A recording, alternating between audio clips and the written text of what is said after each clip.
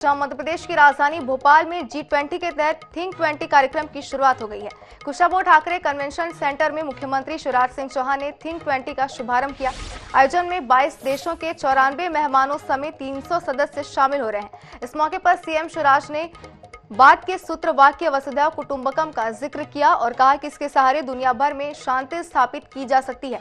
शिवराज सिंह ने ऐसा फोरम बनाने की ख्वाहिश जाहिर की जिसमें दुनिया के सभी देश एक साथ खड़े नजर आए। विदेशी डेलीगेट्स के साथ सीएम ने पौधे लगाए। उन्होंने कहा कि दुनिया भर के बुद्धिजीवी मध्य प्रदेश आए हैं, ऐसे में भोपाल कैपिटल ऑफ इंटेलेक्चुअल हो गया है। उन्होंने प्रधानमंत्री मोदी के वन अर्थ वन फैमिली और वन फ्यूचर की थ्योरी को लोगों के सामने रखा। इस बार G20 की थीम भी वन अर्थ वन फैमिली और वन फ्यूचर ही है। इस दौरान शिवराज सिंह ने लोगों से सम्मेलन में शामिल होने के साथ मध्य प्रदेश घूमने की भी अपील की।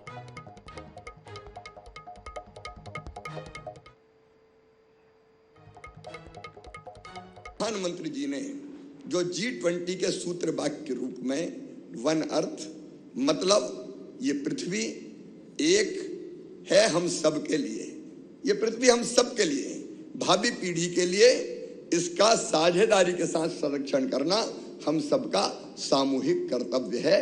वन अर्थ वन फैमिली, मैंने पहले ही बताया, पूरा विश्व एक परिवार है और इसमें केवल मनुष्य नहीं बल्कि प्राणियों की भी तो चिंता करो।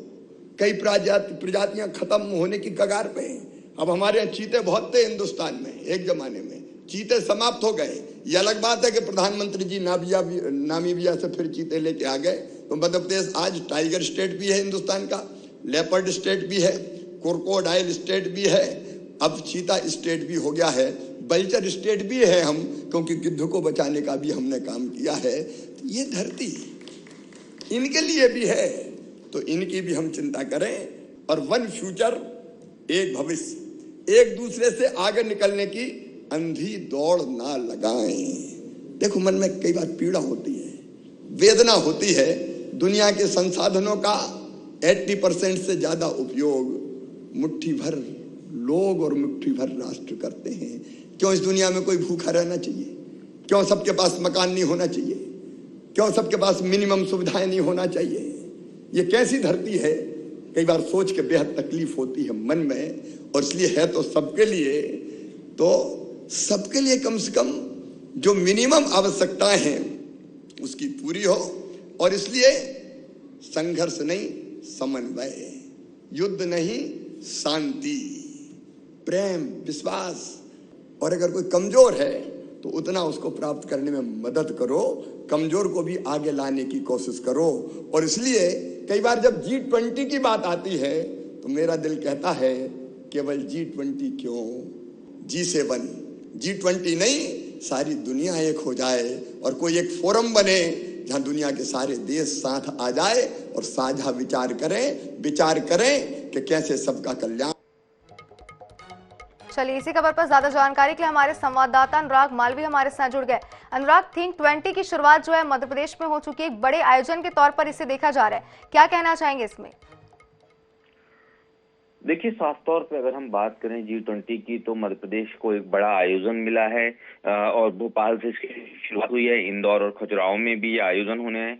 आज अगर हम बात करें इसका, चूंकि आज पर्यावरण जो था वो मुख्य विषय था G20 देशों के बीच चर्चा का, इसमें एक बात हुई है, वो ये पर्यावरण को किस तरह से संरक्षित रखा जा सकता है, कितने बड़े उपाय सामूहिक रूप से किए जा सकते हैं। मुख्यमंत्री की बात करें तो उन्होंने, चूंकि प्रधानमंत्री लगातार वन फ्यूचर की बात करते हैं, यानी कि सारी दुनिया के देश एक साथ हों, ये बात की जाती है। तो इसको लेकर कहीं ना कहीं निश्चित रूप से मुख्यमंत्री कहते नजर आए कि समानता होनी चाहिए आर्थिक दृष्टि से भी। तो तमाम चीजों में अगर हम बात करें तो किस तरह से G20 के देश एक साथ मिलकर पर्यावरण का संरक्षण कर सकते हैं, आज इस पर गहन चर्चा हुई है। तो सभी देशों के प्रतिनिधियों ने इस पर बात की है। और मुख्य बात ये थी कि अगर भारत के नीति आयोग के उपाध्यक्ष की बात करें तो वो स्पष्ट रूप से ये कहते नजर आए इस पूरे मामले में, सुमन बेरी, कि अगर इस तरह का कोई समझौता बनता है तो सबसे पहले उसको भारत लागू करेगा। इस बात का वादा भी आज मंच से किया गया। जी अनुराग, बहुत बहुत शुक्रिया हमारे साथ जुड़ने के लिए।